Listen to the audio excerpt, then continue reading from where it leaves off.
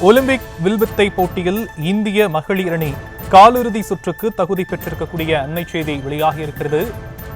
Olympic வில்வித்தை போட்டியில் இந்திய மகளிர் அணி காலிறுதி சுற்றுக்கு தகுதி பெற்றிருக்கக்கூடிய அண்மை செய்தி. தீபிகா குமாரி, அங்கித் பகத், புஜன்குமார் அடங்கிய இந்திய மகளிர் அணி காலிறுதி சுற்றுக்கு தகுதி பெற்றிருக்கக்கூடிய அண்மை செய்தி வெளியாகியிருக்கக்கூடிய அந்த காட்சிகளை பார்த்துக் கொண்டிருக்கிறோம். ஒலிம்பிக் வில்வித்தை போட்டியில் இந்திய மகளிர் அணி காலிறுதி சுற்றுக்கு தகுதி பெற்றிருக்கிறது.